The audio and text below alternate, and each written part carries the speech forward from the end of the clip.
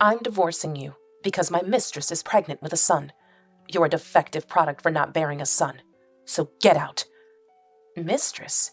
You can't mean that woman. Pointing at the woman next to her husband, Brian, the woman retorted with displeasure. Don't point at me. I'm Aurora. How rudely middle-aged of you. That's right. That's why I'm dumping you. Brian and Aurora sneered. I was dumbfounded. How can she openly admit to being a mistress? Normally, you'd hide such a thing. And to divorce because his mistress is pregnant? There's a limit to making selfish claims. Does he have any idea how much I've put up with? Well, divorce suits me fine. I have plenty of evidence, and he's admitted to the affair. I'll discard this husband for compensation. I'm going to bring him to the lowest of lows. Prepare yourself. I clenched my back teeth and headed to my room. My name is Serenity. I'm a 43-year-old housewife raising 4 daughters. My eldest, Luna, is 11 and in middle school. Stella, 9, is in elementary school and mostly takes care of herself. But the younger 2, 5-year-old twins, Mary and Lily, still need a lot of support. Still, I cherish being able to care for them now. It makes these precious days all the more enjoyable. You might think we have a happy family, but in reality, we don't. The in-laws I live with, Dominic and Hazel, are always complaining about me, and Brian is hardly ever home. Our marital and family relationships are as bad as they can get. Brian must be cheating with someone somewhere. Of course, I've hired someone to investigate Brian's conduct, but the girls need their father. With that in mind, divorce doesn't seem so simple. My resentment only grows. If it weren't for living with Dominic and Hazel, it might not have come to this. It's regrettable, but there was nothing to be done at the time. Brian and I met through a mutual acquaintance. Back then, I was working as a hairstylist at my mom Grace's salon and was close to a woman in the neighborhood named Natalie. I know a man about your age who frequents my favorite jewelry shop. Natalie started talking about this man. His name was Brian. He appeared to be the heir to a jewelry sales company, an elite graduate who was too busy with work to meet women. Why don't you meet him? I'm not in the same league as an elite. It's just a meeting. Eventually, I couldn't refuse and agreed to meet Brian. But when we actually met, we hit it off surprisingly well. I was impressed by his fondness for children, and his elite status made him quite smooth in handling things. That's how we started dating with marriage in mind. After Brian proposed to me, I accepted the marriage. However, when we went to a family meeting at the in-laws' house, Dominic said to me, "Our family runs a business. Both my wife and I are busy, so we prefer a daughter-in-law who can manage household chores." "I live with my mom, and I take care of the household chores," I replied. Hazel's attitude changed upon hearing this. "Oh? If you're good at housework, let's live together. It'll be more convenient for both of us, right?" I was surprised. I couldn't see how it was convenient for both of us. But, without a chance to express my opinion, the decision was made to live together. I thought it was a mistake, but it was too late for regrets. Brian seemed to agree with the living arrangement. "Well, we can discuss living separately once we settle down. Brian will be on my side, so it should be fine." I compromised. This was a big mistake. As soon as we got married, Hazel dumped all the household chores on me. "Serenity, I'm off to work, so please take care of the cleaning and laundry," she said. "Yes," I replied. Hazel became an employee at Dominic's company, but it was only on paper. Essentially, she pushed the chores onto me and went out to enjoy herself. The atmosphere wasn't right to bring up living separately. I sighed in resignation. Still, I could endure being burdened with housework since Brian's income was good and I had become a housewife after marriage. Despite my complaints, I earnestly tackled the chores. However, one day, Dominic asked for a favor. "We're in a bind because a part-time employee took off. Could you help out at the store?" His company was a jewelry sales business involved in wholesale and also owning retail stores. He was essentially asking me to work as a salesperson. Though I had my grievances, I was living with Dominic. If I were to refuse, it would sour the atmosphere at home. Reluctantly, I accepted the job. That was my second big mistake. Dominic, encouraged by this success, frequently asked for my help at the company. I missed the chance to refuse and ended up doing whatever Dominic asked. Honestly, I was even considering divorce. Then, I discovered I was pregnant. When I shared this with Dominic and Hazel, they were overjoyed. Wonderful, Serenity! You must prioritize your health now. No need for household or work chores. Yes, right. I must inform the relatives. Dominic began contacting relatives in a flurry. Watching him, Brian spoke to me. Sorry, Dad and Mom are just excited. No, it's okay. I'm happy they're happy. That's good. Make sure to have a healthy baby. Brian's words were the most encouraging. From that day, my life changed drastically. Hazel took over the household chores. She had pushed on to me. Meanwhile, I was able to relax and rest. Dominic no longer asked me to help with work.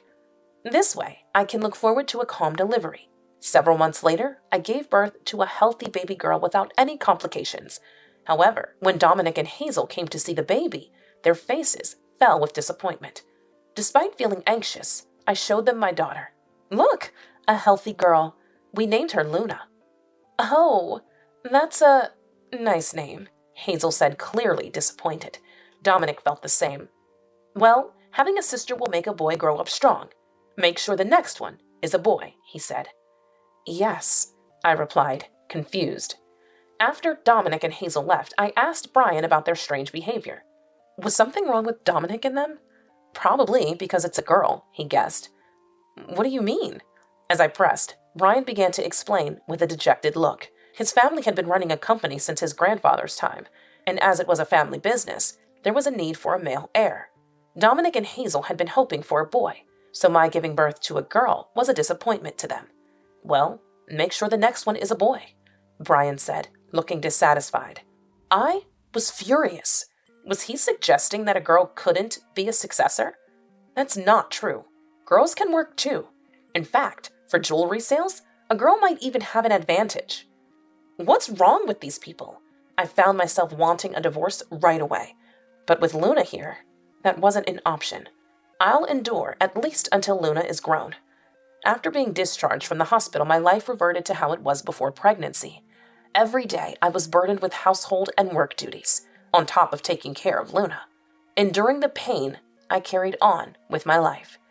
Eventually, I became pregnant again, but once more, it was a girl. We named her Stella, but Dominic, Hazel, and even Brian showed little interest. Years passed, and I experienced my third pregnancy, which turned out to be twin girls. Predictably, Dominic, Hazel, and Brian showed no interest, even going as far to dump more household chores on me. Even after giving birth to the twins, Mary and Lily, the situation didn't change. I started seriously considering divorce. Then, Brian and I had a heated argument over educational policies. She's just a girl, she'll be fine on her own. Nowadays, girls also need to study with college in mind. Huh? As long as a woman looks good, she can get married. She doesn't need to study. Brian and I argued like this every day. Naturally, our relationship progressively worsened. Eventually, Brian began to spend nights away from home. He must be having an affair, I thought, growing angry. Enduring this isn't good for my health. I visited a detective agency nearby and requested an investigation into Brian's behavior. It'll take a few weeks for the results. I better prepare for everything. I made up my mind. First, I would explain the situation to my daughters. Dad and Mom might not be able to get along anymore. Mary and Lily looked confused, but Luna and Stella seemed to understand. I'm fine. I hate Dad anyway. Yeah, Dad is always angry, so I don't like him either. It seems my daughters take after me. With this, I can find the right time to bring up divorce. I felt relieved. Then, one Sunday morning, someone visited early. Who could it be? As I wondered, Brian came in with a guest. Serenity, we need to talk. Brian had brought a young woman with him, who was smiling oddly, pleased with herself, and wore flashy makeup. Since you couldn't give me an heir, I found a woman who can. What? A woman who can produce an heir? Isn't that cheating? Confused, Brian continued, stroking the woman's belly. Well, that's the situation. At that moment, I understood everything. Brian continued with a nasty grin. I'm divorcing you because my mistress is pregnant with a son. You're a defective product for not bearing a son. So get out. Mistress? You can't mean that woman. Pointing at the woman next to Brian. Then the woman retorted, displeased. Don't point at me. I'm Aurora. How rude of a middle-aged woman. Exactly. That's why I'm dumping you. Brian and Aurora sneered together. I was dumbfounded. How can she openly admit to being a mistress? Normally, you'd hide such a thing. And to divorce because his mistress is pregnant? He should limit his selfishness. Does he have any idea how much I've tolerated? Well, divorce suits me fine. I have plenty of evidence, and he's admitted to the affair. I'll discard this husband for compensation. I'll make sure he hits rock bottom. Be prepared. I clenched my back teeth and headed to my room. There, I noticed my 4 daughters outside the room. Holding them close, I whispered, I couldn't make up with Dad. Don't cry, Mom. We're here for you. Luna comforted me. I hugged my 4 daughters tightly. Then we began preparing to move. I contacted a moving company and also called my mom, Grace. Mom? About what happened recently. It didn't work out, did it? Mom gently asked. I had informed her when I requested the investigation. It seems Brian is cheating, so I might get a divorce. Yeah, that's right. Then you've got a tough road ahead. Come back home immediately. I'm preparing everything. Thank you, Mom. Later, I moved back to my parents' house with my 4 daughters. Although I had been worried, my daughters didn't seem down. In fact, they were happy to go to their grandma's house. But that doesn't resolve everything. The discussions about child support and compensation weren't finished yet. Moving back, I could resume working as a hairstylist like before. But it would be tough without child support.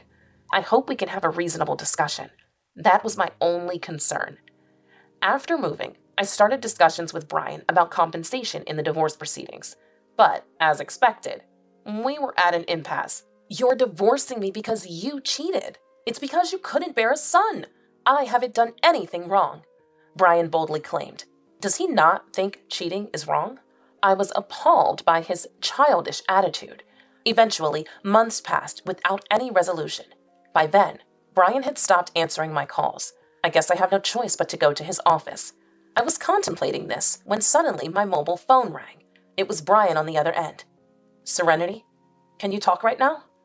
After all this time avoiding me, now you want to talk? How self-centered. I retorted with displeasure.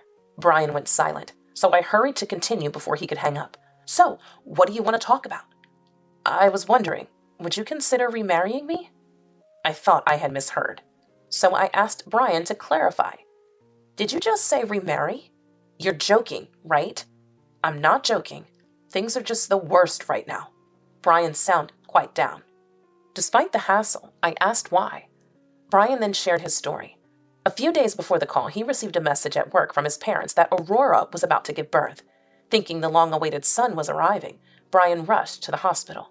By the time he arrived, Aurora had already given birth, but Brian found his parents standing dumbfounded outside the delivery room. Did something happen to Aurora? Brian asked the doctor. The doctor said the birth was successful. Curious, Brian went to see the baby. At the newborn room, a nurse pointed out Brian's child, but the moment he saw the baby, Brian turned pale. The baby clearly wasn't mine.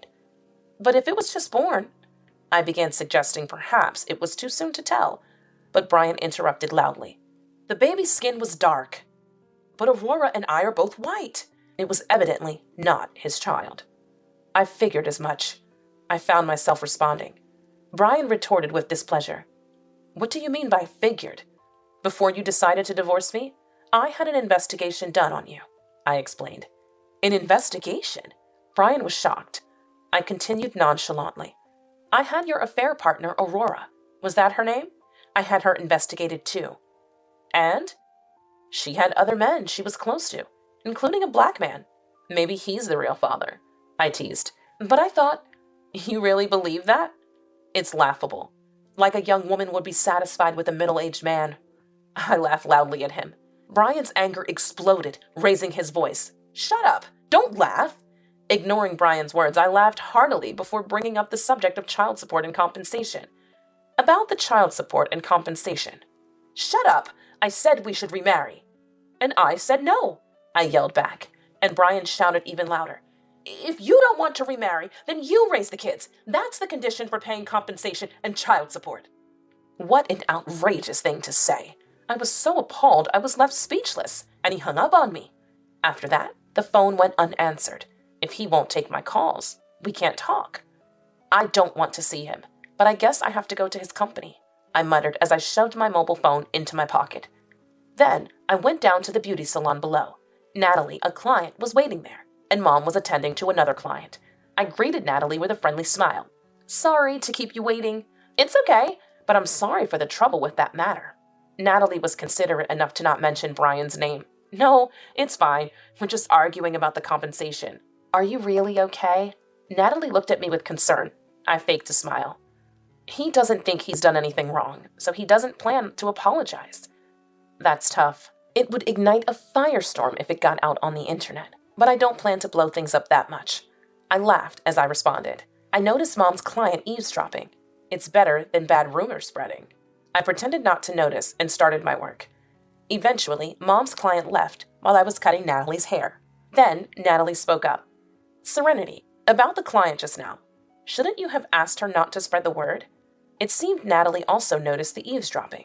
If bad rumors spread, maybe they'll learn their lesson, I replied with a smile. Soon, Natalie's haircut was finished.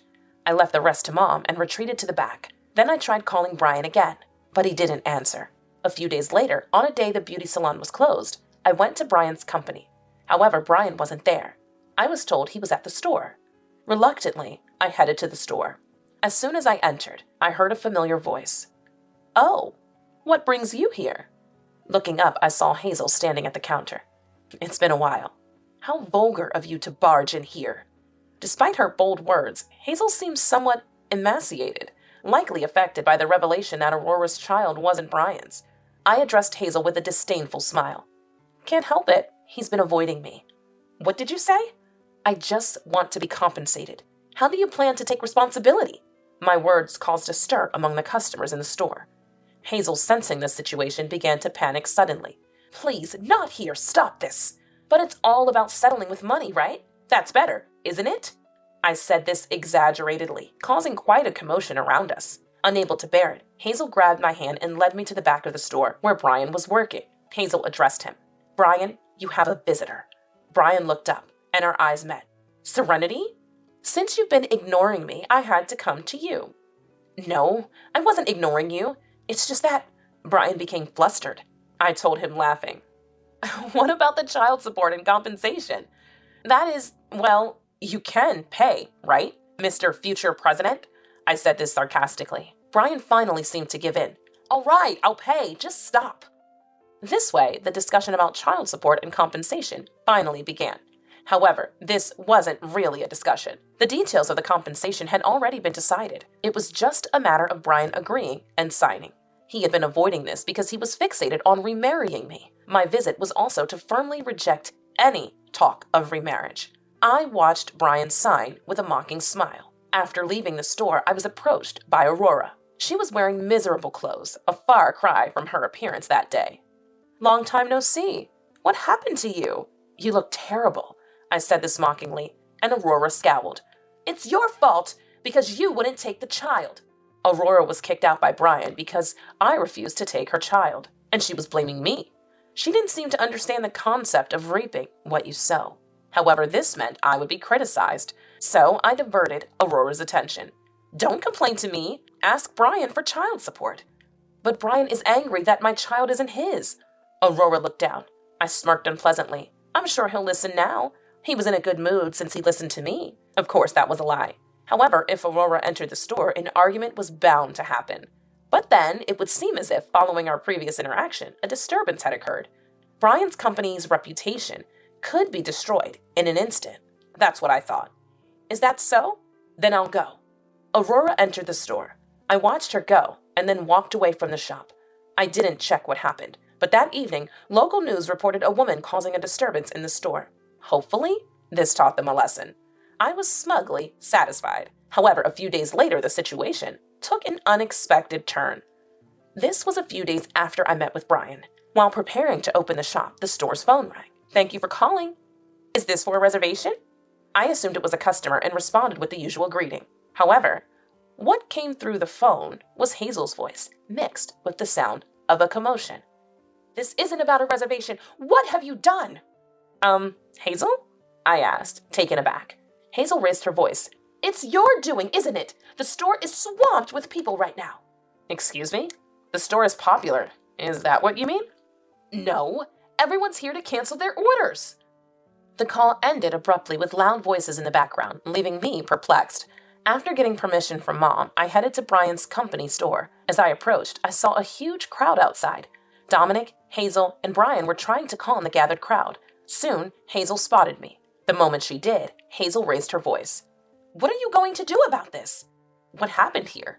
Rumors of bankruptcy are spreading, all because of you. I was at a loss, having no idea what she meant, so I asked Hazel to explain from the beginning. According to Hazel, after my visit to the store, a customer came in wanting to cancel a jewelry purchase. Hazel, having not yet ordered the product, accepted the cancellation. However, cancellations began to increase until a crowd formed. I had an inkling about the cause, but asked anyway. Why did this happen? There's a rumor on the internet saying it's dangerous. While talking, the crowd pushed me away from Brian and the others, forcing me to leave the scene. I learned the full story a few days later. The whole incident unfolded like this. It all started with a conversation in my beauty salon. That day, a client who had overheard my conversation with Natalie posted anonymously on the internet. There's someone arguing over compensation, the son of a jewelry company's president. They must have thought it would be safe to post anonymously. Actually, that alone wasn't the problem. But a few days later, Hazel and I ended up arguing in the store. Someone who saw that posted similarly online. There's a commotion at a certain jewelry shop. They're talking about compensation. Then, the news about Aurora topped it off, making it easy to identify the company and store, leading to rumors that the store was in danger. This turned into bankruptcy rumors, causing customers to rush for cancellations, similar to a bank run during a financial crisis. Consequently, the company went bankrupt, leaving Dominic, Hazel, and Brian in debt. Now they're living on part-time jobs, leaving me worried about receiving child support and compensation. I should have taken the child support and compensation in one go, I occasionally thought, but living quietly and happily with my 4 daughters is fulfilling enough. My daughters are more important than money, without a doubt.